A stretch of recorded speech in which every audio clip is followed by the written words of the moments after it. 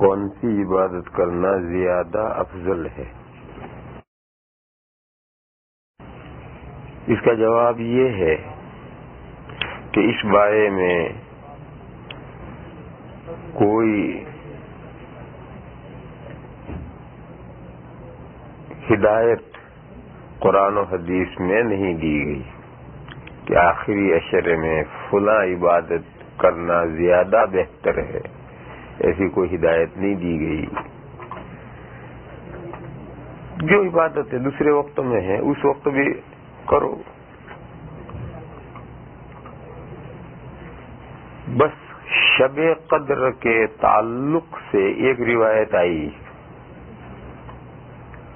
حضرت عائشہ صدیقہ رضی اللہ تعالی عنہا نے حضور سے پوچھا کہ یا رسول اللہ، اگر مجھے پتا چل جائے کہ شب قدر کون فلاں رات ہے تو پھر میں اس رات میں اللہ سے کیا مانگوں؟ اولاً تو اس کا پتا چلتا ہی نہیں، شب قدر کا پتا چلتا ہی نہیں. اور بعض بندوں کو پتا چلتا ہے مگر وہ رات پوری ہونے کے بعد صبح کو پتا چلتا ہے. اب پتا چلنے کا کوئی فائدہ نہیں، رات گزر گئی. چلتا ہے بعض بندوں کو پتا، لیکن جب رات گزر جائے گی تو صبح ان کو محسوس ہوگا کہ یہ رات گئی ہوئی شب قدر تھی.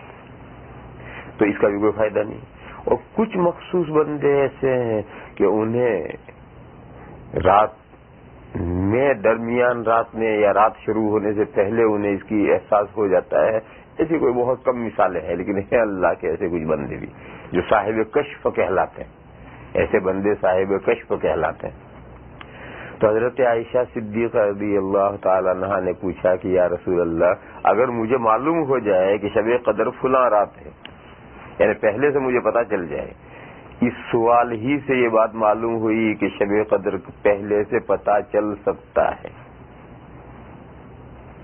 ورنہ حضور جواب میں صاف کہہ دیتے کہ شب قدر کا پہلے سے پتا چل ہی نہیں سکتا، لہذا سوال ختم. لیکن نہیں، حضور نے یہ نہیں فرمایا، بلکہ ان کے سوال کے جواب دیے. انہوں نے پوچھا کہ اگر مجھے پتا چل جائے کہ شب قدر فلاں رات ہے تو میں اس رات میں اللہ سے کیا مانگوں؟ تو حضور نے فرمایا کہ اگر اس رات میں اللہ سے اس بخشش مانگیو، معافی مانگیو. اور حضور نے دعا بتائی کہ اللہم انک عفو تحب العفو فاعف عنی. اے اللہ، آپ درگزر فرمانے والے ہیں اور درگزر کرنے کو آپ پسند بھی فرماتے ہیں.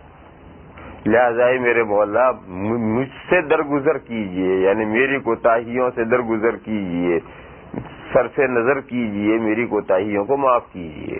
یہ حضور نے دعا بتائی. اس دعا کا خلاصہ یہ کہ اللہ سے معافی مانگو، اپنے گناہوں کی بخشش چاہو. یہ جملہ یاد ہو تو اس جملے سے، نہیں تو اپنی جو زبان ہو اس زبان میں. اصل مضمون یہ ہے اللہ سے معافی مانگنا کوتاہیوں کی، اپنی کوتاہیوں کی معافی مانگنا.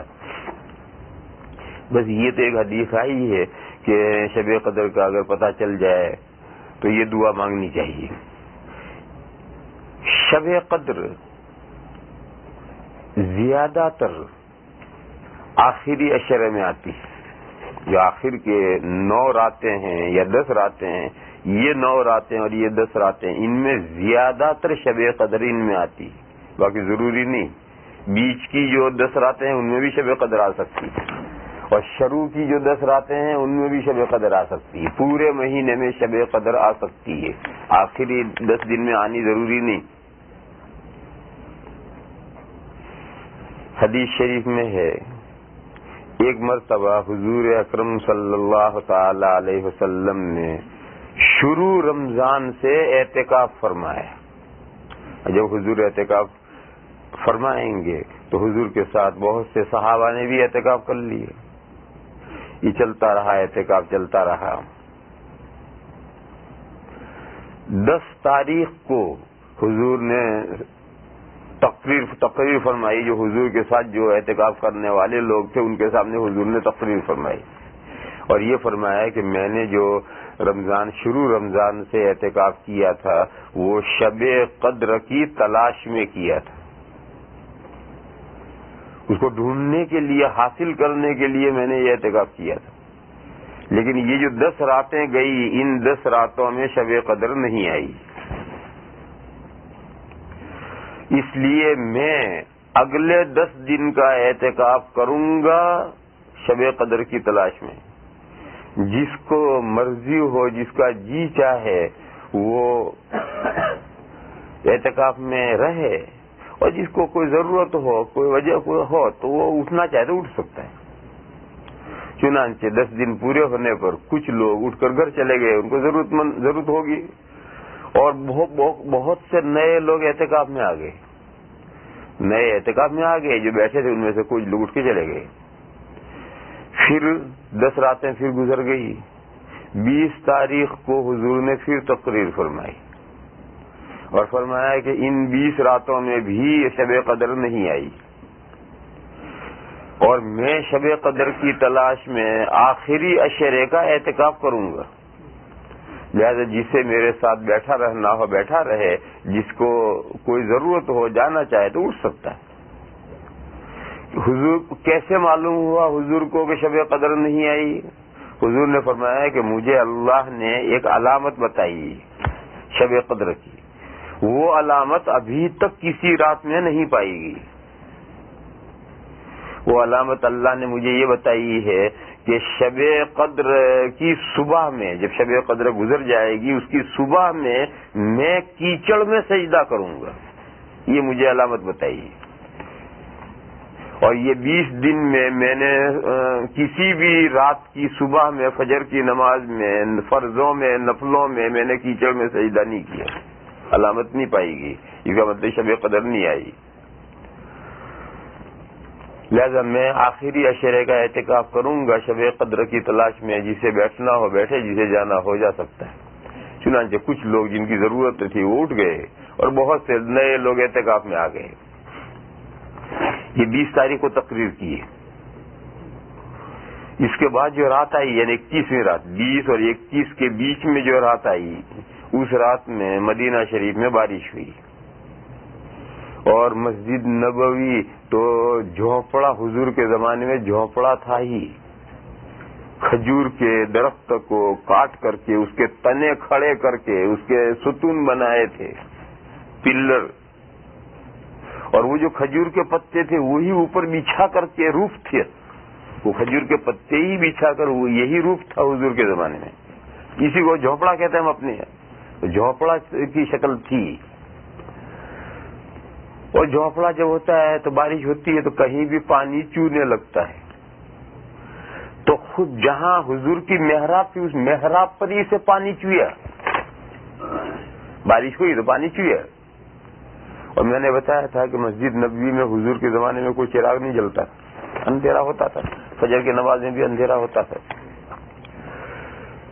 تو جہاں حضور سجدہ کرتے تھے وہاں پانی ٹپکا، اور وہاں یہ سب جگہ بک گئی، کیچڑ ہو گیا. حضور فجر کی نماز پڑھانے کے لیے آ کر کھڑے ہوئے تو حضور کو کچھ پتا نہیں.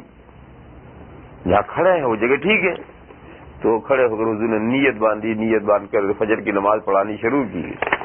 جب رکوع کر کے سجدے میں جا کر حضور نے سر رکھا تو وہیں کیچڑ میں جا کر حضور کا سر پڑا. خیر، دونوں رکعتیں حضور نے پڑھائی. اس کے بعد جب حضور نماز پڑھا کر لوگوں کی طرف متوجہ ہوئے تو لوگوں نے دیکھا کہ حضور کا ماتھا اور ناک اور یہ سب گارا گارا ہو رہا ہے. بس پتہ چل گیا کہ شب قدر گئی.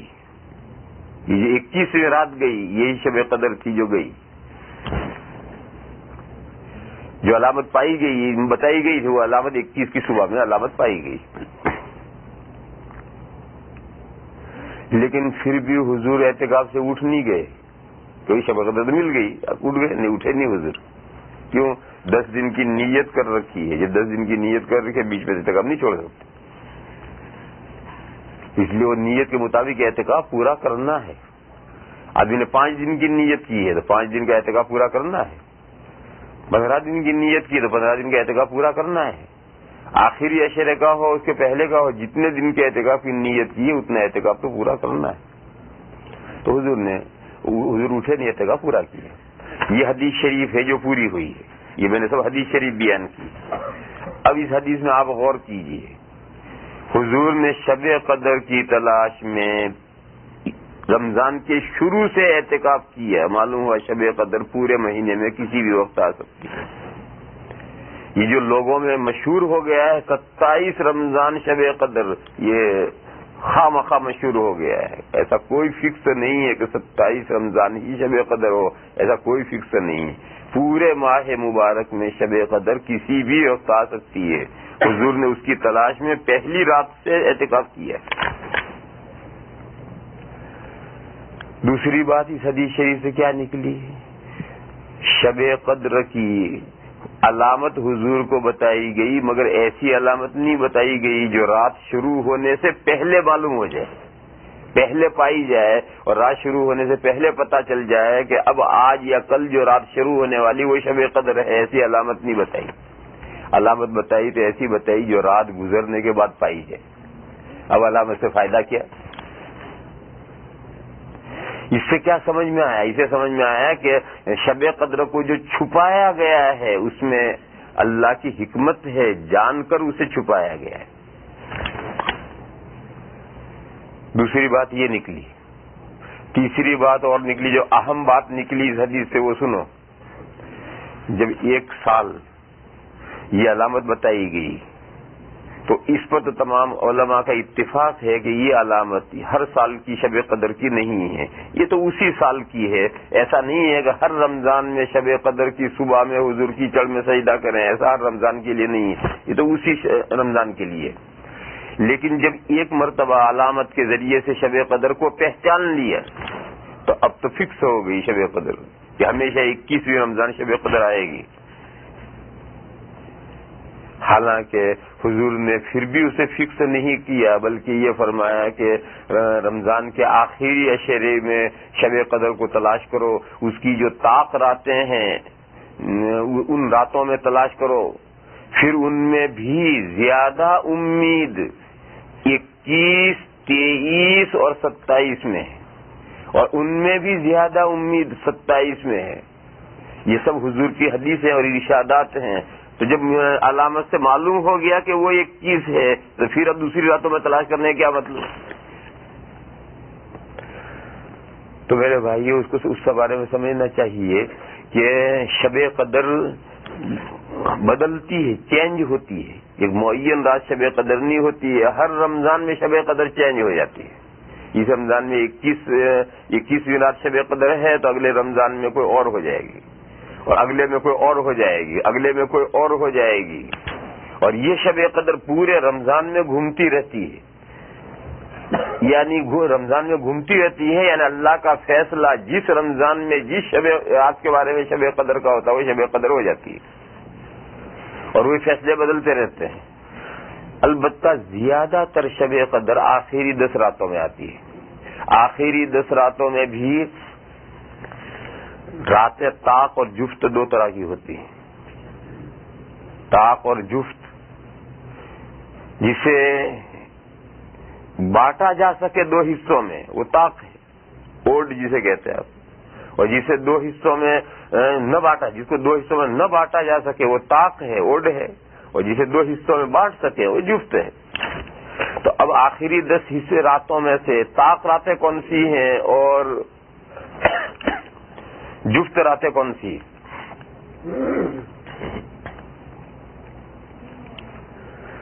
اب یہ مسئلہ بڑا ٹیڑھا مسئلہ ہے. آخری عشرے کی جو 10 راتیں ہیں اس کو آپ دیکھنا چاہتے ہیں کہ طاق کون سی ہیں، جفت کون سی ہیں.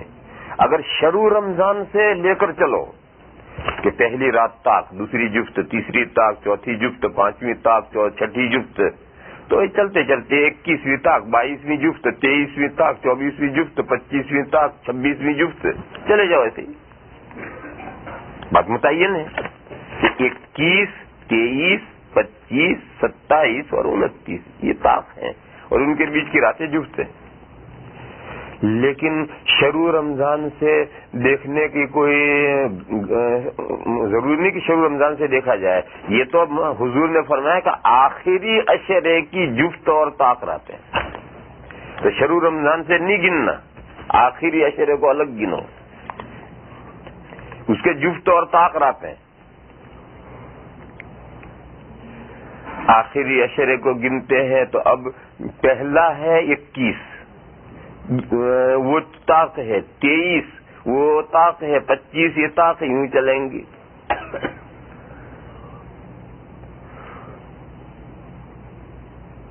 یہ تو کب ہے؟ جبکہ 30 کا رمضان ہو، اور اگر رمضان 29 کا ہو تو 9 راتیں ہیں. اس 9 کو تقسیم کرو. پہلے 10 کو تقسیم کیا تھا، 10 کو تقسیم کیا تھا تو یہ طاق آئی، یہ جفت آئی، یہ طاق آئی، یہ جفت آئی.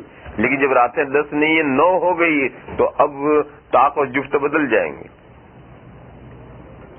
کیونکہ اب 9 پر تقسیم کرنا پڑے گا تمام راتوں کو. اس لیے ایک حساب یہ ہے کہ 9 اگر ہوتا ہے تو 9 تک شمار کرنا ہے. تو 9 تک شمار کرنے کے لیے جو راتیں پہلے طاق ہوتی تھی وہ جفت ہو کر کے رہ جائیں گے.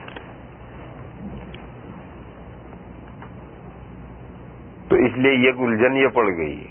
لیکن زیادہ تر یہ ہے کہ شروع مہینے سے گزریں گے، آخری عشرے کی بھی راتیں شروع مہینے سے گزریں گے.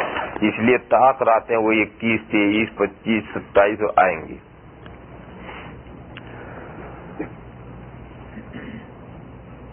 تو حضور اکرم صلی اللہ تعالی علیہ وسلم نے فرمایا کہ زیادہ تر ان میں آتا ہے.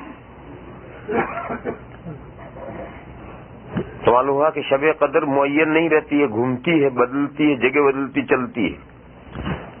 تو جگہ بدلنے کے شکلیں متعین ہیں. دیکھو رمضان شریف پورے سال میں گھومتا ہے، رمضان شریف پورے سال میں گھومتا ہے. میں نے جب روزے شروع کیے تھے تو سخت گرمیوں میں جیٹھ مہینے میں نے روزے شروع کیے تھے، جون جولائی میں، اور وہ پورا دور گزر گیا، یہ پورا کمپلیٹ دور گزر گیا، اور پھر گرمیوں میں سے ہو کر سردیوں میں پہنچا ہوں میں.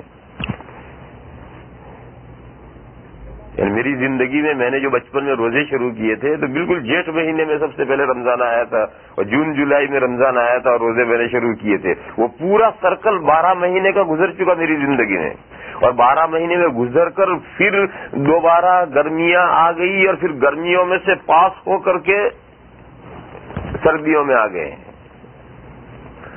تو پورے سال میں رمضان شریف گھومتا ہے، جیسے یہ رمضان پورے سال میں گھومتا ہے ایسے شب قدر بھی گھومتی ہے. لیکن رمضان تو گھومتا ہے ریگولر، کہ ہر سال 10 دن یوں آئے گا.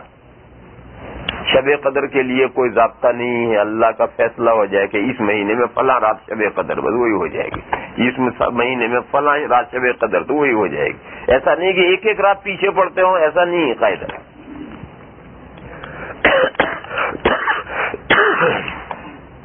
تو اگر اس بات میں بتا رہا تھا کہ شب قدر کے تعلق سے یہ حدیث شریف ہے. اس حدیث سے کیا معلوم ہوا؟ اس حدیث سے معلوم ہوا کہ اگر کسی کو شب قدر کا پتہ چل جائے تو اس میں زیادہ بہتر دعا کرنا ہے، نماز پڑھنا، ذکر کرنا وغیرہ وغیرہ عبادتوں سے زیادہ بہتر دعا ہے. شب قدر پتہ چل جائے تو ہر عمل کرنا چاہیے، نفلیں پڑھو، قرآن شریف پڑھو، ذکر کرو، خیرات کرو، جو بھی اللہ توفیق دینے کا کام کرو. لیکن شب قدر کا پتہ چل جائے تو بہترین عمل ہے دعا.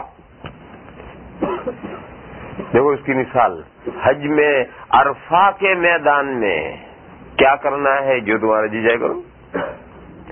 وقوف عرفہ نام کس چیز کا ہے؟ عرفہ میں پہنچ جانے کا. اتنے ٹائم سے اتنے ٹائم کے بیچ میں عرفہ میں پہنچ جانا، بس حج ہو گیا.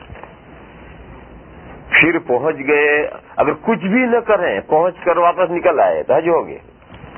لیکن عام طور پر تو فوراً نکلتے نہیں ہیں، تو وہاں عرفہ میں جا کر کیا عبادت کرنی چاہیے، افضل عبادت کیا ہے؟ تو آپ حضرات جانتے ہیں کہ عرفہ میں سب سے بہترین افضل عبادت ہے دعا. مانگو، وہاں جتنا مانگ سکو، جتنی دیر مانگ سکو، وہ سب سے افضل عبادت ہے. پھر مانگ مانگ کے تھک جاؤ یا مانگنے کے لیے کچھ نہ رہے، تو پھر نماز پڑھو، نفلیں پڑھو، تسبیح پڑھو، قرآن شریف پڑھو، ذکر کرو، کوئی بھی عبادت کرو، باقی وہاں افضل عبادت ہے مانگنا۔ اسی طریقے سے شب قدر کا اگر پتہ چل جائے تو حضور کے اسی ارشاد سے معلوم ہوا کہ شب قدر میں جو اللہ توفیق دے وہ عبادت کرو، لیکن بہتر عبادت ہے مانگنا، اور مانگنے کے لیے ایک بہترین دعا حضور نے سکھلا دی کہ یہ دعا اور یہ ایشو مانگو، باقی وہی مانگنا ضروری نہیں، اس کے علاوہ تمہاری جو جو حاجتیں ہوں وہ تمام حاجتیں شب قدر میں مانگو۔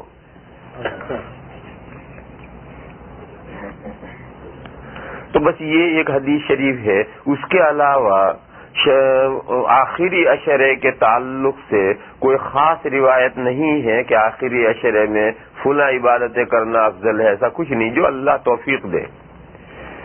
دیکھو عبادتوں کے بارے میں ایک قاعدہ یاد رکھو، کس وقت کون سی عبادت افضل ہے، جو آپ کا جی چاہے وہی اس وقت افضل ہے۔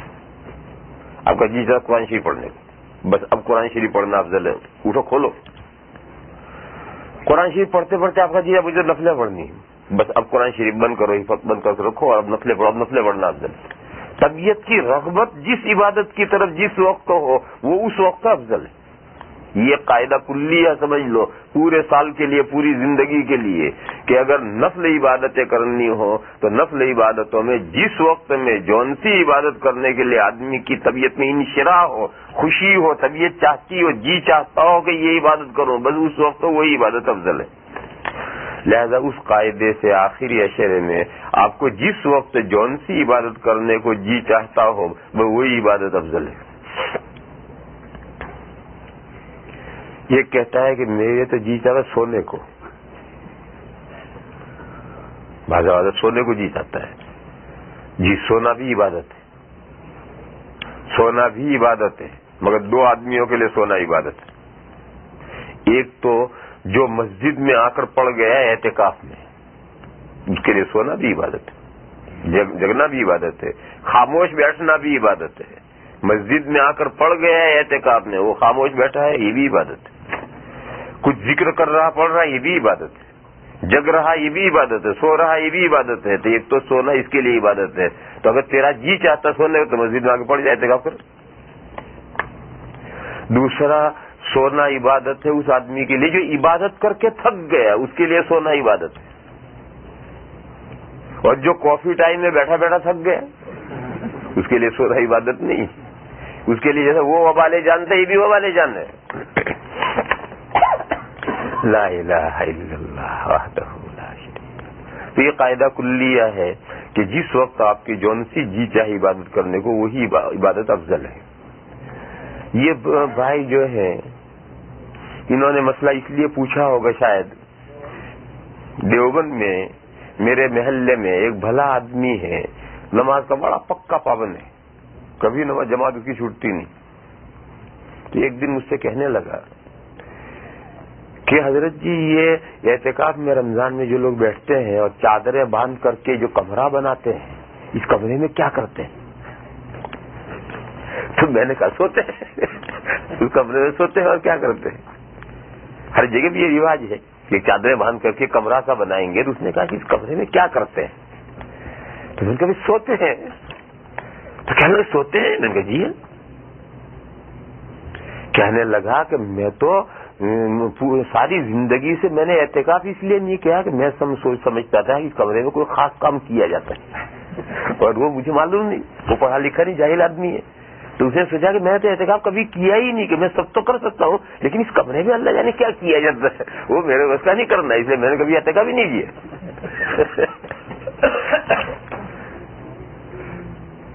تو میں نے کہا کہ وہاں کچھ نہیں کیا تھا، جب اپنی عبادت نماز پڑھ کر، نفلیں پڑھ کر، ذکر کر کے، قرآن پڑھ کر تھک جاؤ تو تھک جاؤ۔ سب کے سامنے آدمی سویا تو مسجد میں برا معلوم ہوتا ہے، سب کے سامنے آدمی سوئے تو مسجد میں برا معلوم ہوتا ہے، سونے کا وقت ہے، اس کا چادروں کے بیچ میں گھس جاؤ اور پردہ کر کے سو جاؤ۔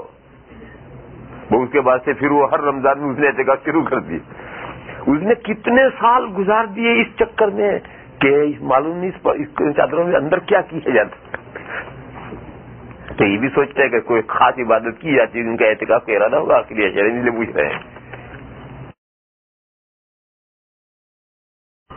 دوسرا سوال یہ ہے کہ مکہ مدینہ اور کئی جگہ پر آخری عشرے میں تراویح کے بعد 8 یا 10 رکعت لیلۃ القیام یا نفل نماز کے ساتھ پڑھتے ہیں، جماعت کے ساتھ پڑھتے ہیں۔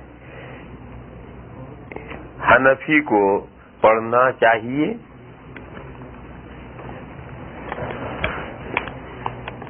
حنفی شافعی کا تو جھگڑا ہے ہی نہیں اس مسئلے میں، حنفی شافعی کا فقہا کا جھگڑا نہیں ہے۔ پوچھنا یہ چاہیے کہ یہ پڑھنے والے کیوں پڑھتے ہیں اور ہم نہیں پڑھتے ہیں تو کیوں نہیں پڑھتے ہیں؟ ہم بھی پڑھنا چاہیں پڑھ سکتے ہیں، نہیں ہم حنفی شافعی کا جھگڑا کچھ نہیں اس میں۔ تو اس سلسلے میں یہ بات جاننی چاہیے میرے بھائی، یہ بہت لمبا سوال ہے۔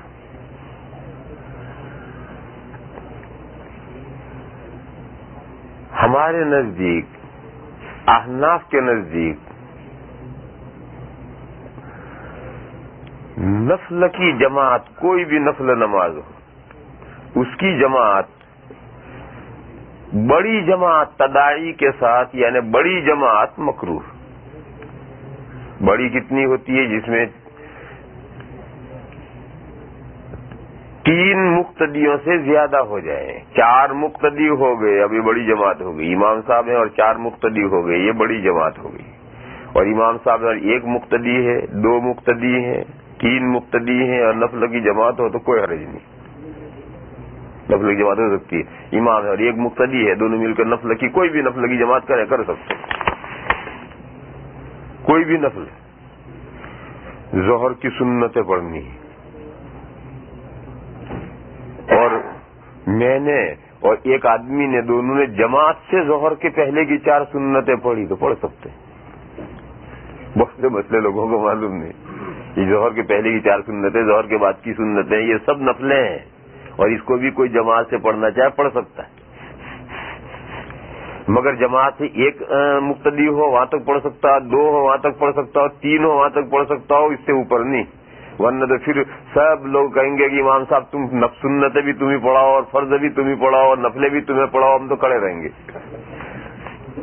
تو امام صاحب کی ذمہ داری بہت بڑھا دیں گے لوگ۔ اس لیے مسئلہ یہ ہے کہ بڑی جماعت جس میں 4 مقتدی ہو گئے، اب نفل کی جماعت مکروہ، کوئی سی نفل ہو۔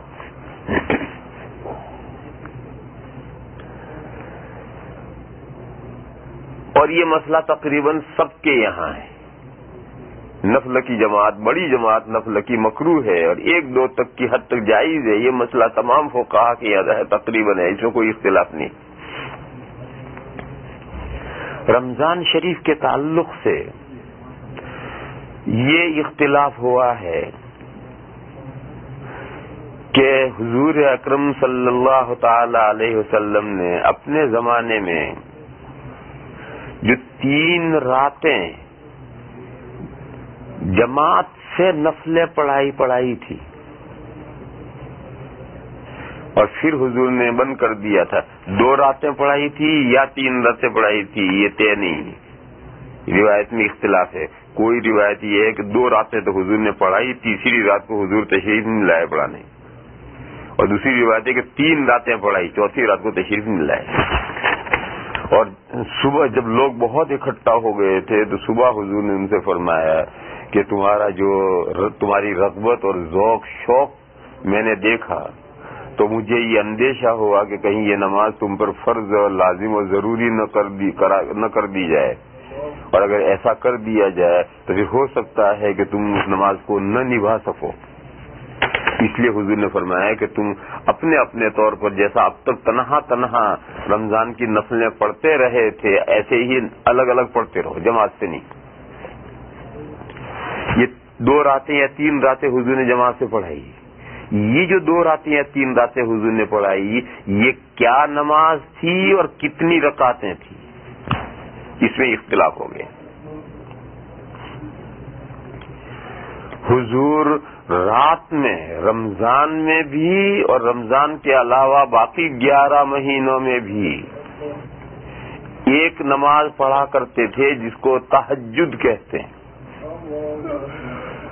عربی میں اس کا دوسرا نام ہے صلاۃ اللیل، رات کی نماز. عربی میں دو نام ہیں، صلاۃ اللیل رات کی نماز، اور صلاۃ التہجد. صلاۃ التہجد بھی لفظ استعمال کرتے ہیں لیکن زیادہ تر استعمال نہیں ہوتا ہے، زیادہ تر صلاۃ اللیل ہی استعمال ہوتا ہے، اور صلاۃ التہجد نہیں استعمال کرتے، بس تہجد استعمال کرتے ہیں. اور تہجد کے معنی سو کر جاگنا اور سو کر جاگ کر نماز پڑھنا، یہ تہجد کے معنی ہے. تو ایک نماز حضور تہجد کی پڑھا کرتے تھے صلاۃ اللیل، اور یہ 12 مہینے پڑھتے تھے. یہ حضور کتنی رکعتیں تہجد کی پڑھتے تھے؟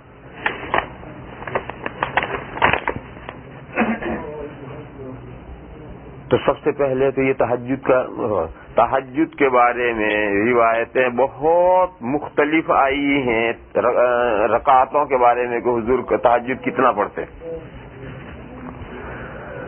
کم سے کم جو روایت آئی ہے وہ 9 رکعت. یہ فرمایا کہ کم سے کم جو روایت آئی ہے وہ 9 رکعت کی آئی ہے، اور خود ترمذی ہی میں 7 رکعت کی بھی روایت ہے. یہ جو 7 رکعت ہیں اس میں سے 4 رکعت تو تہجد کی اور 3 وتروں کی. 3 وتروں کی تو الگ ہے، تہجد کی ہوگی 4. تو گویا کم سے کم تہجد جو حضور نے پڑھا ہے وہ 4 رکعت پڑھا. اور اگر 9 رکعت والی روایت لو تو کم سے کم تہجد حضور نے 6 رکعت پڑھا اور 3 رکعت وتر کی. 9 کے بعد پھر 11 کی روایت ہے کہ حضور 11 رکعتیں پڑھتے تھے، اور یہ روایت 11 میں سے 8 رکعتیں وتر تراویح تہجد کی اور 3 وتروں کی. یہی وہ مشہور روایت ہے. پھر 11 کے بعد میں 13 رکعتوں کی کہ 10 رکعتیں تہجد کی اور 3 رکعتیں وتروں کی. یہ 13 رکعتوں والی روایت بھی اعلیٰ درجے کی صحیح روایت ہے. 11 والی روایت یہ بھی اعلیٰ درجے کی صحیح ہے، اور 13 والی یہ بھی اعلیٰ درجے کی صحیح ہے. اسی طرح زیادہ سے زیادہ جو روایت ہے وہ 17 رکعتوں کی ہے کہ حضور 17 رکعتیں پڑھتے ہیں، یعنی 14 رکعتیں تہجد کی اور 3 رکعتیں وتروں کی. یہاں تک روایتیں ہیں، کم سے کم اتنی روایتیں ہیں، زیادہ سے زیادہ یہاں تک روایتیں.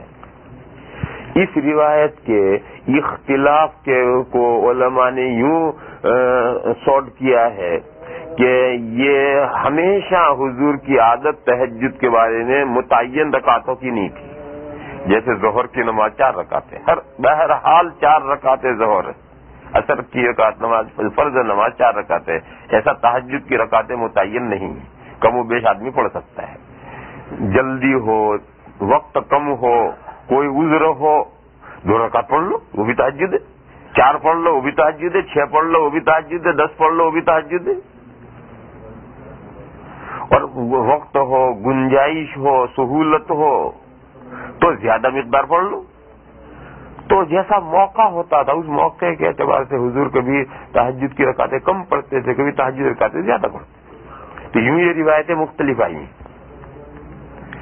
اور اس کے علاوہ ایک وجہ اور ہوتی تھی، وہ یہ ہے کہ معراج میں 50 نمازیں فرض کی گئی تھی، پھر وہ 50 نمازیں ختم ہو کر کے 5 رہ گئی تھی.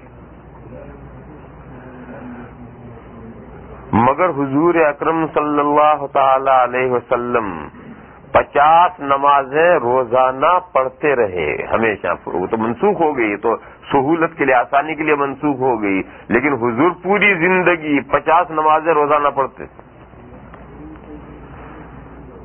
50 نمازیں یعنی 50 رکعتیں پڑھتے تھے روزانہ، 50 رکعتیں پڑھتے تھے.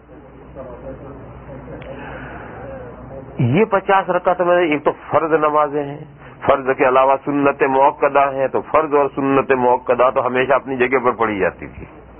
باقی سنت غیر موقدہ ہے، وہ کبھی پڑھی اور کبھی موقع ہوا نہیں ہوا تو نہیں پڑھی. پھر اور بچتی تھی وہ اشراق، چاشت، اوابین، تہجد اس شکل میں پوری کی جاتی تھی. تو اگر دن میں اشراق، چاش وغیرہ میں کافی نماز پڑھ لی ہے تو تہجد کی رکعتیں کم ہو جاتی ہیں. اور اگر دن میں موقع نہیں ملا ہے زیادہ نفلیں پڑھنے کا تو وہ جتنی 50 کی تعداد کم رہتی تھی وہ وہاں بڑھا دی جاتی تھی. اور دیکھو یہاں سے ایک مسئلہ اور سمجھ لو، یہ وطر کی 3 رکعتیں کیوں ہیں؟ وہ اس لیے ہیں کہ مغرب کی فرض کی 3 رکعتیں ہیں، اگر اس کے مقابل وطر نہیں لاؤ گے تو 50 کی تعداد پوری نہیں ہوگی، 49 ہوں گے، 51 ہوں گے۔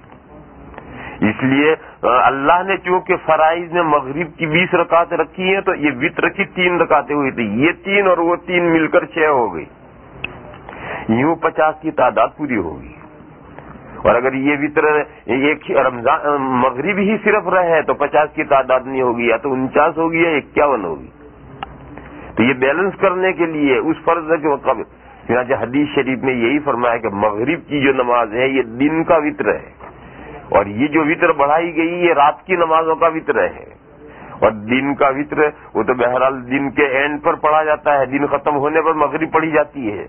تو رات کی جو یہ عشاء کا وطر ہے، عشاء کے بعد کا وطر ہے، یہ بھی رات کی تمام نفلوں کے بعد پڑھنا افضل ہے۔ جو افضلیت ہے وہ اسی وجہ سے وہ دن کا رات کا وطر ہے۔ تو دوسری وجہ علماء کرام نے بتائی ہے کہ حضور کے تہجد کی رکعتیں گھٹتی بڑھتی تھی اس اعتبار سے کہ وہ 50 کی تعداد پوری کرنی ہے، اگر نفلیں دن میں پڑھ لی گئی ہیں تو رات میں تہجد کی رکعتیں کم ہو جاتی تھی، اور اگر نماز زیادہ باقی ہے تو حضور تہجد کی رکعت بڑھا دیتے تھے۔ الغرض اتنی ساری روایتیں ہیں، لیکن کچھ لوگ ہیں جن کا دعویٰ ہے کہ حدیث پر عمل کریں گے، انہوں نے ان میں سے ایک روایت لے لی اور باقی سب روایتیں چھوڑ دی، گویا ایسی چھوڑ دی اور ایسی کر دی گویا وہ کوئی حدیث ہی نہیں، اور بس وہ سب کے سامنے یہ پیش کریں گے کہ حضور 11 رکعتیں پڑھتے تھے، بس وہ 11 رکعت والی حدیث بھائی ایک حدیث لے لی اور باقی کو ایسا چھوڑ دیا اور ایسا بھول گئے جیسے وہ کوئی حدیث ہی نہ ہو۔ یہ ان لوگوں کا ہے جو دعویٰ کرتے ہیں وہ حدیث پر عمل کرتے ہیں، وہ حدیث پر عمل نہیں کرتے، وہ اپنی خواہش نفس پر عمل کرتے ہیں۔ حدیثیں تو یہ سب ہیں، کرو ان پر سب پر عمل، ان میں سے جو ان کی جی چاہا بس وہ ایک لے لی۔ تو خیر وہ تو بات دوسری طرف چلی گئی، میں تو اصل یہ بتا رہا تھا کہ جو تو حضور کے تہجد کی روایات ہے وہ روایت اتنی مختلف ہے۔ اچھا اب ادھر آؤ، وہ جو حضور نے 2 دن یا 3 دن رمضان شریف میں نماز پڑھائی تھی اس کی کتنی رکعتیں پڑھائی تھی اس کے بارے میں صرف ایک روایت ہے، اور سند کے اعتبار سے وہ ضعیف ہے، کوئی اعلیٰ درجے کی صحیح نہیں ہے، مگر بس وہ ایک ہی روایت ہے، اور وہ روایت یہ ہے کہ حضور نے وہ 20 رکعتیں پڑھائی تھی۔ یہ 20 رکعتیں حضور نے پڑھائی تھی، یہ روایت ہے اور ضعیف ہے۔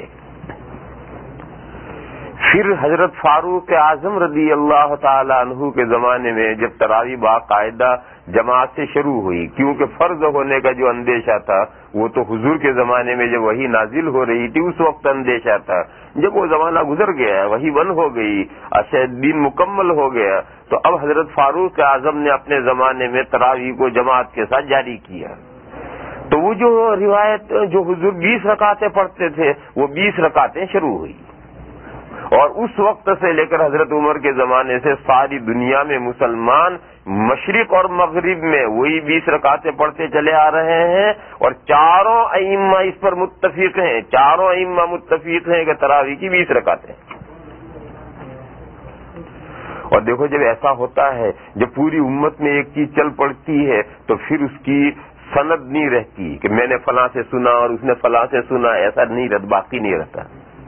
جتنی چیز زیادہ مشہور ہو جائے گی پھر اس کی سند باقی نہیں رہے گی۔ دیکھو میں مثال بتاؤں، پوری دنیا میں ہر مسلمان کا بچہ قرآن شریف پڑھتا ہے، آج دنیا میں کوئی بھی ایک مسلمان سند لائے کہ میں نے قرآن پڑھا ان سے، اس نے قرآن پڑھا ان سے، اس نے قرآن پڑھا ان سے، ایسا حضور تک سند لائے قرآن پڑھنے کی کوئی نہیں لا سکتا۔ آج پوری دنیا میں کوئی نہیں لا سکتا سند کہ میں نے قرآن پڑھا فلاں سے اور اس نے پڑھا فلاں سے اور اس نے پڑھا فلاں سے، یعنی سارا قرآن اس نے اس کو سنایا، اس نے اس کو سنایا، اس نے اس کو سنایا، ایسے اپنے سے لے کر حضور تک کوئی سند لانا چاہے لا ہی نہیں سکتا۔ اور لانے کی ضرورت کیا ہے؟ یہ تو ساری دنیا کے مسلمان ایک نسل سے دوسری نسل لے رہی ہے اور دوسری نسل سے تیسری نسل لے رہی ہے، ایسی جگہ پر سند کی ضرورت ہی نہیں رہتی۔ دیکھو اور مثال دوں میں، اسلام کا پہلا کلمہ طیبہ لا الہ الا اللہ محمد الرسول اللہ، یہ کلمہ اسلام کا پہلا کلمہ طیبہ ہے. کوئی سند لائے، کوئی گھڑ کر بھی سند نہیں لا سکتا، کوئی گھڑ کر کے بھی سند نہیں لا سکتا کہ یہ اسلام کا پہلا کلمہ ہے لا الہ الا اللہ محمد الرسول اللہ. اس کی کوئی سند نہیں. کیوں سند نہیں؟ یہ تو مسلمانوں کے پورا ایک نسل سے دوسری نسل سیکھ رہی ہے اور لے رہی ہے. ہر ماں باپ بچے کو پیدا ہوتے ہی بولتے ہی سب سے پہلے کلمہ سکھاتے ہیں.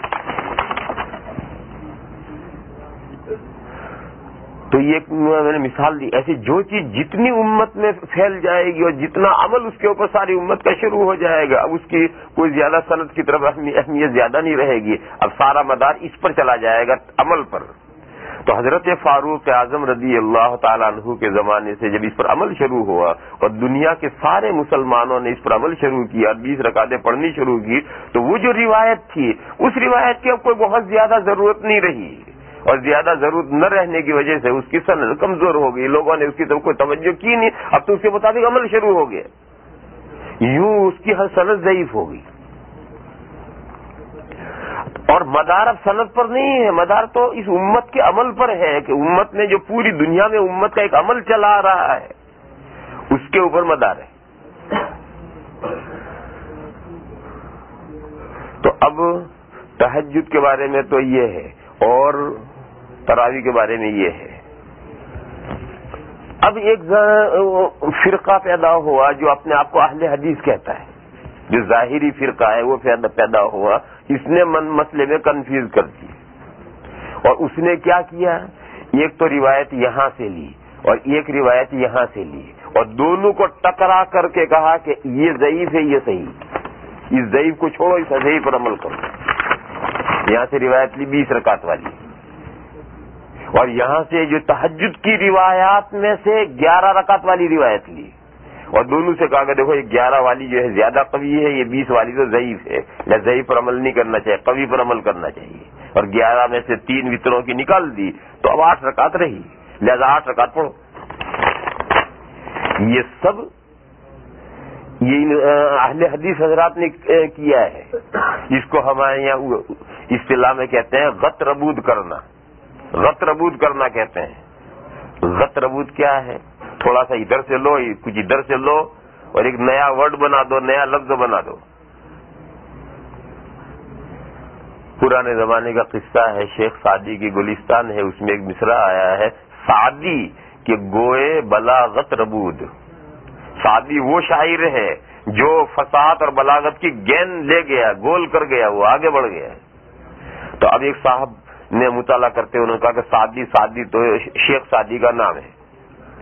کے معنی کے، گوئے کے معنی گیند بول، اور بلا معنی آفت اور مصیبت. اب یہ غط ربوت کے کیا معنی؟ اب بیچاروں کی سمجھ میں نہیں آتے. یار یہ کتاب دیکھ رہے، وہ کتاب دیکھ رہے، وہ کتاب دیکھ رہے، باقی سب لفظوں کے معنی سمجھ میں آ گئے، لیکن یہ غط ربوت کے معنی ان کی سمجھ میں نہیں آئے. اب کہاں سمجھ میں آئیں گے؟ وہ تو غط یا بلاغت میں سے لیا تھا، اور بلاغت میں سے بلا الگ کر کے اس کو تو بلا مصیبت کر دیا، اور اس کا آدھا لفظ یہاں سے لے کر کے ادھر ربوت کے ساتھ جوڑ دیا. تو ایسا ہی اہل حدیث حضرات نے کیا کہ ادھر جو تراویح کی نماز تھی اس کی روایت لی، اور ادھر تہجد کی بہت ساری روایتیں تھی اس میں سے ایک روایت لی، اور دونوں کا کمپیریشن کیا، اور ترازو میں رکھ کر تولا کہ کمزور کون ہے، ویک کون ہے، اسٹرانگ کون ہے. کہا یہ 20 رکعت والی روایت تو ضعیف ہے، اور یہ 11 والی قوی ہے، لہذا اس کو چھوڑو، اس پر عمل کرو. اس کو ہمارے یہاں اردو میں کہتے ہیں کہ کہیں کی اینٹ کہیں کا روڑا، بھان متی نے کنبا جوڑا. تو انہوں نے مسئلہ ایسے ہی کھڑا کر دیا ہے. حالانکہ یہ روایت جو 20 رکعت کی ہے یہ تراویح کی ہے، اور یہ جو 11 والی روایت ہے یہ تہجد کی بہت ساری روایتوں میں سے ایک روایت ہے. تہجد کی بھی صرف یہ ایک روایت نہیں ہے، تہجد کی میں نے بتلایا بہت روایت ہے، ان بہت ساری روایتوں میں سے ایک روایت ہے، اور یہ تہجد کی روایت ہے اور یہ تراویح کی روایت ہے. ان کا ایک دوسرے کے ساتھ جوڑنا اور موازنہ کرنا اور مقابلہ کرنا اور تولنا، یہ تو سوائے پاگل پن کے کچھ نہیں.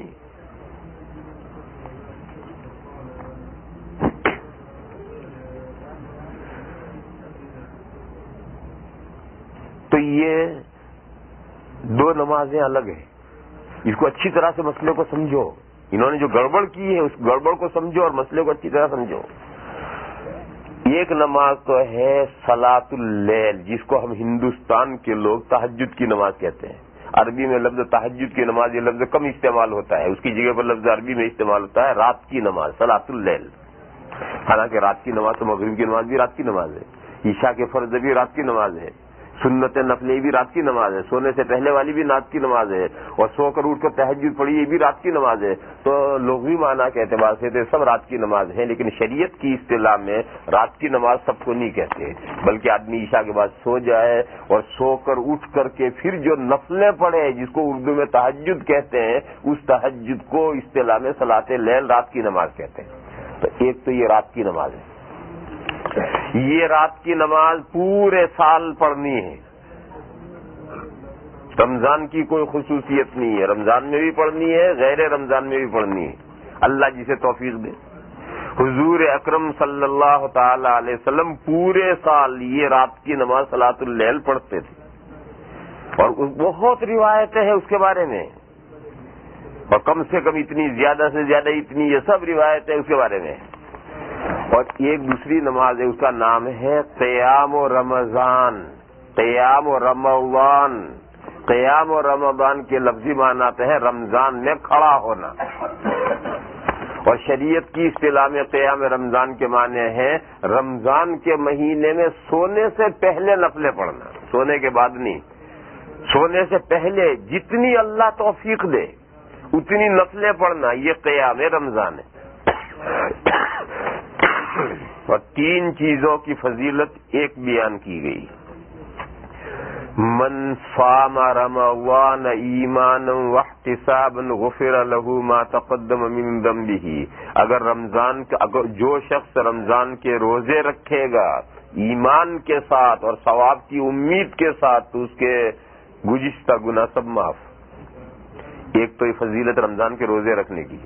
دوسری فضیلت ہے من قام رمضان، من قام رمضان ایمانا واحتسابا غفر له ما تقدم من ذنبه. جو رمضان کی راتوں میں سونے سے پہلے نفلیں پڑھے گا تو اس کے گزشتہ گناہ سب معاف. اور تیسرا عمل ہے من قام لیلۃ القدر ایمانا واحتسابا غفر له ما تقدم من ذنبه. جو شب قدر میں نفلیں پڑھے گا سونے سے پہلے، جو من قام لیلۃ القدر، جو شب قدر میں سونے سے پہلے نفلیں پڑھے ایمان کے ساتھ اور ثواب کی امید کے ساتھ، اس کے گزشتہ گناہ معاف. یہ حضور نے فضیلت بیان کی کہ رمضان کے دنوں میں جیسا روزہ رکھنے کی فضیلت ہے، جو فضیلت اس کی ہے وہی فضیلت ہے رمضان کی راتوں میں سونے سے پہلے نفلیں پڑھنے کی. اور حضور اکرم صلی اللہ تعالی علیہ وسلم اپنی زندگی میں صحابہ کرام کو ترغیب دیتے تھے کہ رمضان کی راتوں میں سونے سے پہلے نفلیں پڑھو، اور حضور خود بھی پڑھتے تھے اور صحابہ کو بھی ترغیب دیتے تھے. اور حضور کی ترغیب کے مطابق لوگ الگ الگ رمضان میں نفلیں پڑھتے تھے.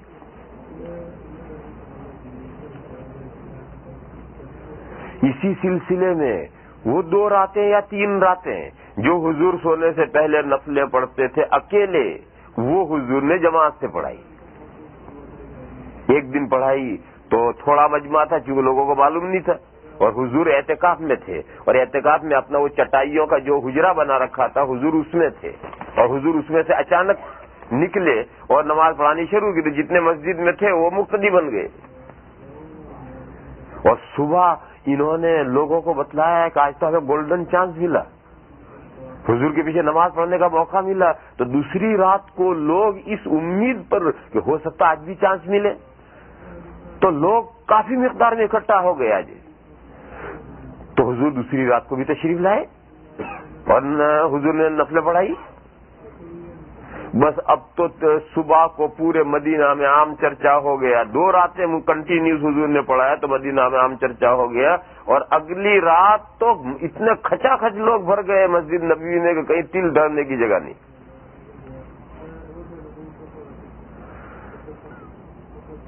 تو حضور چٹائیوں کے حجرے میں سے باہر نکلے ہی نہیں.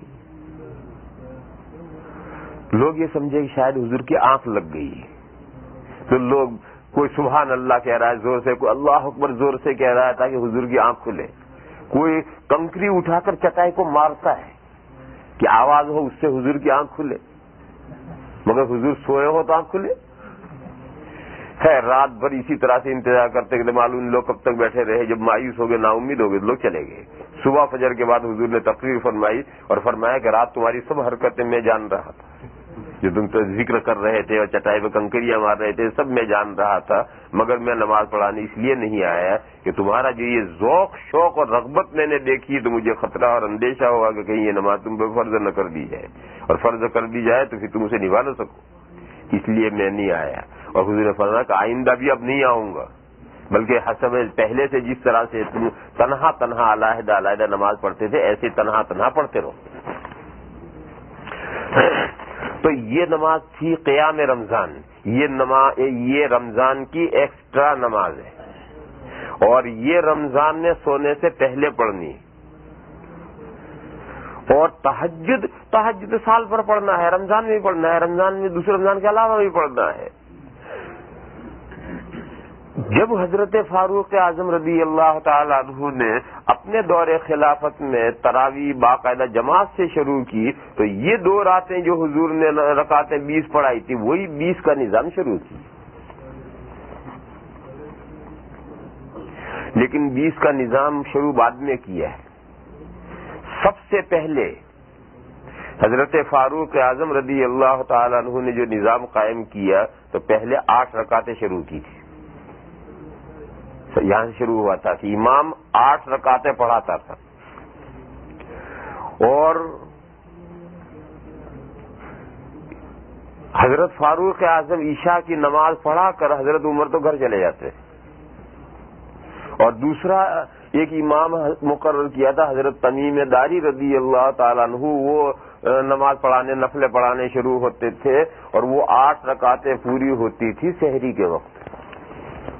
لوگ 8 رکعتیں پوری کر کے سیدھے سحری کے کھانے پہ جا کے بیٹھ جاتے تھے, یعنی وہ 8 رکعتیں پوری رات پڑھاتے تھے.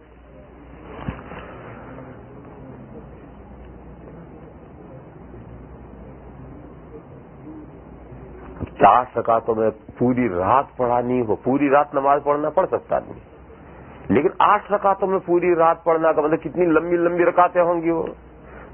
تو صحابہ بیان کرتے ہیں کہ امام کے پیچھے ہم میں جو کھڑا نہیں ہوتا تھا تو وہ لاٹھی لے کر آتا تھا, اور وہ یہاں بغل میں لگا کر ٹیپ لگا کر کھڑا ہوتا تھا.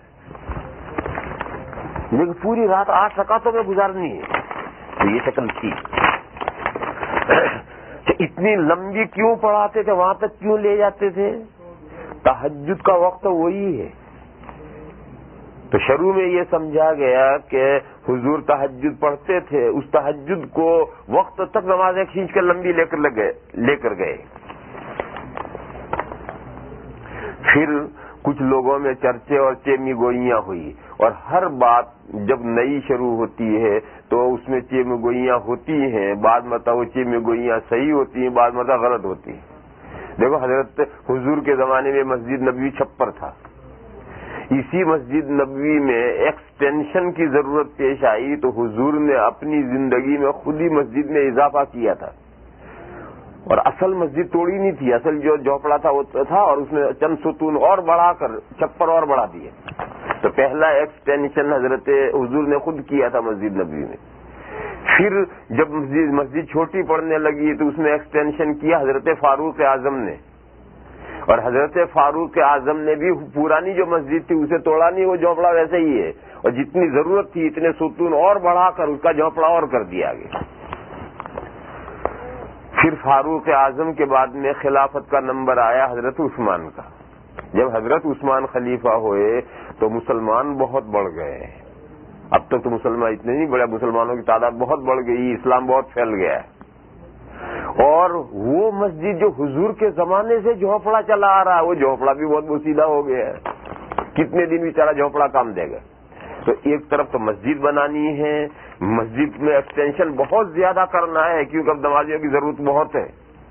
پھر حضور کے زمانے کی جو مسجد ہے وہ مسجد اب بہت بوسیدہ ہو گئی. تو حضرت عثمان غنی رضی اللہ تعالیٰ عنہ نے وہ جو حضور کے زمانے سے مسجد آ رہی تھی، اصل مسجد، پھر اس میں ایکسٹینشن، وہ سب توڑ دیا. توڑ کر وہ سارا ملبہ ہٹا دیا اور ہٹا کر کے اصل مسجد اور اس میں جتنا اضافہ کرنا تھا وہ سارا بڑھا کر کے ایک پکی مسجد بنا دی. اینٹ سے، گارے سے، لکڑی کی چھت لگا کر کے پکی مسجد بنا دی. جب یہ مسجد پکی حضرت عثمان نے بنائی تو بعض صحابہ تو روتے تھے اور وہ کہتے تھے کہ ہمارے حضور کے زمانے کی مسجد کہاں گئی، وہ جھوپڑا تھا وہ کہاں گیا. تو لوگ کہتے تھے کہ یہ مسجد نبوی ہے، وہ کہتے تھے یہ مسجد نبوی ہے، یہ تو کسرا کا محل ہے، یہ تو بادشاہوں کا محل ہے. میرے حضور کی مسجد تو جھوپڑا تھا، میں ہاتھ یوں کرتا تھا تو ہاتھ لگ جاتا تھا. تو اب یہ چیزیں گوئیاں ہیں. وہ حضرت عثمان نے غلط کیا، مگر میرے بھائیوں چند زمان آگے بڑھنے کے بعد معلوم ہوا کہ حضرت عثمان نے صحیح کیا. آخر وہ جھوپڑا کب تک اس کو رکھتے اور کیسے رہتا آج تک، اور وہ جھوپڑا آج تک چلتا تو کیسے کام چلتا ہے. لیکن شروع میں کوئی بات ہوتی ہے تو ایسی باتیں چلتی ہیں اور چیمیں گوئیاں ہوتی ہیں. تو جب یہ تراویح کا نظام شروع میں بنا تھی، چیمیں گوئیاں ہوئی کہ یہ کیا نئی چیز شروع ہوئی. 5 نمازیں تھیں، 5 فرض نمازوں کی جماعتیں ہوتی تھی، یہ کیا جماعت شروع ہو گئی. تو ایک چیمیں گوئیاں یہ ہوئی. پھر یہ بھی چیمیں گوئیاں ہیں کہ اتنی لمبی نماز، پوری رات کی نماز، بڈھے تو بیچارے کیسے کھڑے رہیں گے، بیمار کیسے کھڑے رہیں گے، ان کے لیے پرابلم ہے. پرانے زمانے میں پرابلم تھا بڈھوں کے لیے، بیماروں کے لیے. اب ان کے لیے پرابلم نہیں، اب جوانوں کے لیے پرابلم ہے. اب زمانہ بدل گیا ہے. آج اگر لمبی نماز پڑھو گے تو بڈھا نہیں بولے گا، بیمار نہیں بولے گا.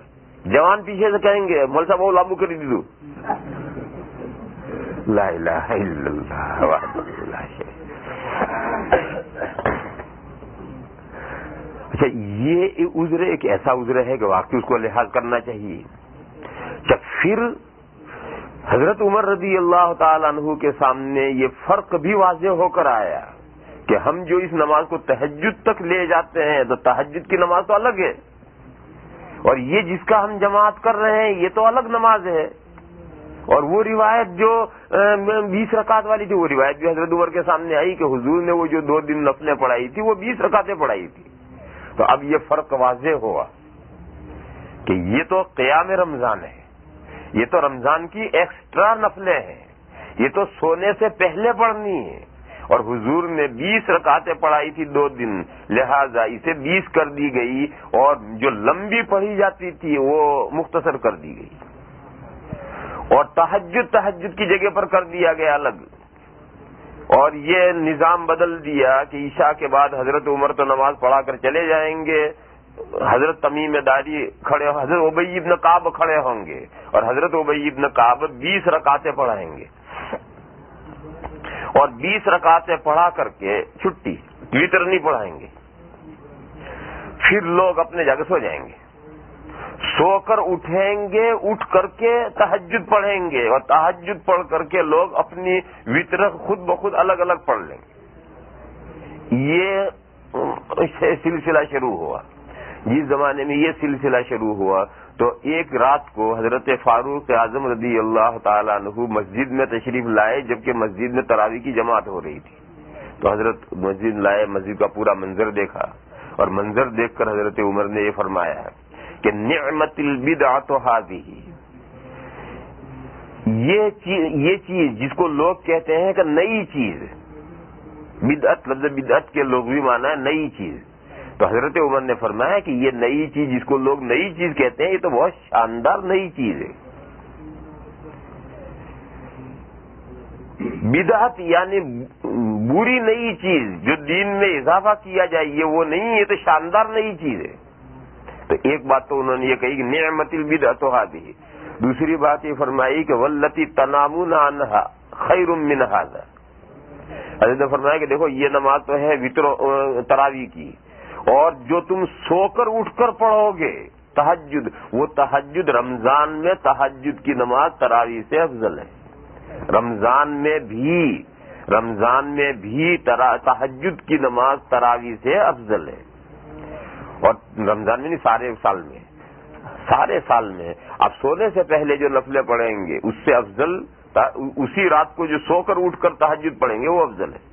تو رمضان میں بھی سونے سے پہلے جو نفلیں پڑھیں گے آپ اکیلے پڑھیں یا جماعت کے ساتھ تراویح پڑھیں, اس سے افضل ہے تہجد. رمضان میں آپ اٹھ کر کے جو تہجد پڑھیں گے وہ افضل ہے. تو حضرت عمر نے فرمایا کہ واللتی تنامون عنہا خیر من ھذا, تو فرق کر کے بتایا کہ دو نمازیں سیپریٹ ہیں, الگ الگ ہیں.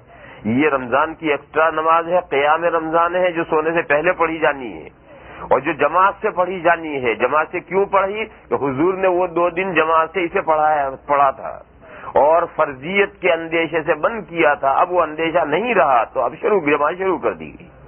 اور پھر سو کر اٹھ کر جو تہجد پڑھنا ہے یہ انفرادی نماز ہے. حضور پوری زندگی اکیلے پڑھتے رہے, اس کی جماعت کبھی نہیں ہوئی, اور وہ انسان کا اختیاری معاملہ رہا. کیوں سو کر اٹھنا ہے؟ سب لوگ سو کر ایک ساتھ تھوڑے اٹھ سکتے ہیں, اور سب کے لیے اٹھنا بھی مشکل ہے, اور سارے ایک ساتھ اٹھے یہ بھی مشکل ہے. یہ تہجد کی نماز حضور نے کبھی جماعت کے ساتھ نہیں پڑھی, اکیلے پڑھی, اور آج بھی یہ انفرادی عمل ہے. اور بہترین نماز نوافل میں بہترین نماز تہجد ہے. لہذا حضرت عمر نے دونوں نمازوں کو الگ سیپریٹ کر کے دکھایا ہے. اب آؤ, یہ جو اصحاب ظواہر ہیں غیر مقلدین جو اپنے آپ کو سلفی بھی کہتے ہیں, انہوں نے کیا غتربت کر دی ہے. انہوں نے ایک طرف تو ادھر سے 20 رکعت والی لی, ادھر سے 11 رکعت والی روایت لی, تول کر کہا کہ یہ ضعیف ہے یہ صحیح ہے. ضعیف روایت کو نہیں لینا چاہے, صحیح کو لو. ٹھیک ہے. اب انہوں نے اس 11 رکعت والی پر تراویح میں عمل شروع کر دیا. 8 رکعتیں تراویح کی پڑھو, 3 رکعتیں وتر پڑھو, عمل ہو گیا. جب اس روایت پر عمل ہو گیا تو اب سو کر اٹھ کر کائے پر عمل کرو گے؟ اس روایت پر تو سونے سے پہلے عمل کر لیا, 8 رکعتیں بھی پڑھ لی, 3 رکعتیں بھی پڑھ لی, اب سو کر اٹھ کر کیا عمل کرو گے؟ اب تہجد بھی پڑھا تھا, اور اس تہجد کی نماز کو تراویح بھی پڑھا تھا, اور اب کیا کھچڑا کر دیا کہ سونے سے پہلے بھی تراویح بھی 8 رکعت پڑھو, اسی روایت پر یہاں عمل, اور اٹھ کر کے تہجد جماعت کے ساتھ اسی روایت پر وہاں عمل. یوں سارا کھچڑا کر دیا انہوں نے. اور یہ چاروں ائمہ میں سے کسی کی رائے نہیں ہے, یہ سب ان حضرات کی رائے. کوئی خلاصہ بات کا یہ ہوا کہ حضور نے جو نماز 2 دن یا 3 دن جماعت کے ساتھ پڑھی تھی وہ تہجد پڑھی تھی یا تراویح پڑھی تھی؟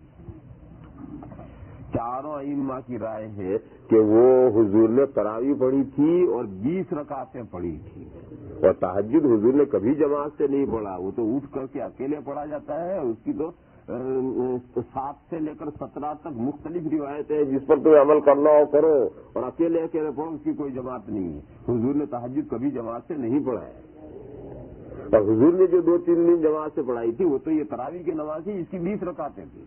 یہ چاروں ائمہ کی رائے, اور ان کی رائے کا کوئی سمجھ میں نہیں آتا. ان اصحاب ظواہر کی رائے کا کوئی پتہ نہیں چلتا. کبھی اس روایت کو اٹھا کر یہاں لاتے ہیں اور تراویح 20 رکعت پڑھنے 8 رکعت پڑھنے لگتے ہیں, کبھی اس روایت کو یہاں سے اٹھا کر وہاں لے جاتے ہیں اور تہجد کی جماعت کرنے لگتے ہیں. یوں وہ سب مسئلہ ہے. اس مسئلے میں ایک خاص یاد رکھنے کی بات یہ ہے کہ حرمین شریفین میں بہت دنوں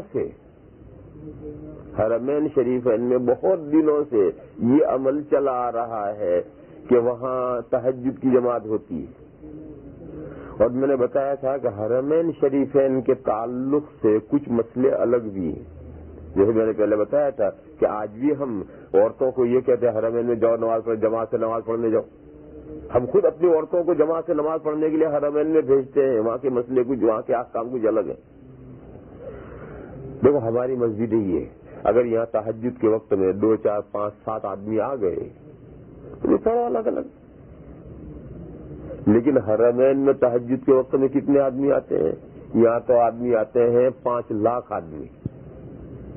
اور یہاں بھی صورتحال یہ ہے, ایک مرتبہ میں گیا تو بہت کوشش کی کہ ریاض الجنہ میں موقع ملے جانے کا, لیکن بتیری انتظار کر کر کے تھک گیا, جانے کا موقع ہی نہیں ملے.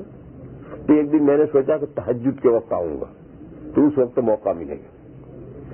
تو میں تہجد کے وقت مسجد نبوی کھلتی ہے اسے 1 گھنٹہ پہلے پہنچا.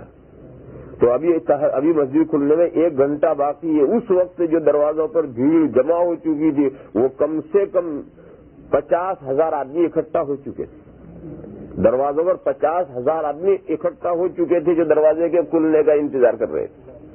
اور جب تہجد کی اذان ہوئی اور دروازہ کھلنے کا وقت آیا اس وقت تک تو مجمع اتنا تھا کہ جس کی کوئی حد و حساب کرنا اندازہ کرنا مشکل تھا. اور دروازہ کھلتے ہی وہ بھگدڑ دوڑ مچی ہے. دروازے تو بہت دور ہے اور ریاض الجنہ وہاں سے بہت دور ہے. وہاں سے ایسی بھگدڑ دوڑ مچی کہ میں تو ایک طرف کھڑا ہوا, میں نے کہا تم ہی پڑھتے ہو, میں تو نہیں جاتا. یعنی مسجد کا کوئی احترام نہیں, کوئی ادب نہیں ہے. جیسے گدھے بھاگتے ہیں جانوروں کی طرح لوگ بھاگ رہے ہیں, کوئی گر رہا ہے اس کا خیال نہیں, کچھ گر ہو رہا ہے اس کا خیال نہیں. میں تو ایک طرف ہٹ گیا. میں نے اس دن سے ارادہ ہی چھوڑ دیا کہ بھئی اس طوفان بدتمیزی میں اپنے نہیں پڑھنا, یہ تو کوئی عبادت نہیں. ایسی صورتحال ہے.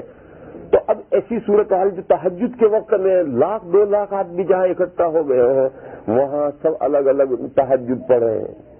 وہاں 5 لاکھ آدمی الگ الگ پڑھ رہے ہیں یا 2 لاکھ آدمی الگ الگ پڑھ رہے ہیں. تو اس سے بہتر یہ ہے کہ ان کی ایک جماعت ہو جائے اور اس جماعت سے ان کو پڑھا دیا جائے. تو یہ حرمین میں بہت دنوں سے یہ عمل چلا آ رہا ہے. ہاں یہ حرمین کی خصوصیت ہے, وہاں کی ایک الگ اجتماع کی. لیکن مدینہ کی دوسری مسجدوں میں تہجد جماعت سے نہیں پڑھا جاتا. مکہ میں تو سینکڑوں مسجدیں ہیں, ان مسجدوں میں تہجد جماعت سے نہیں پڑھا جاتا.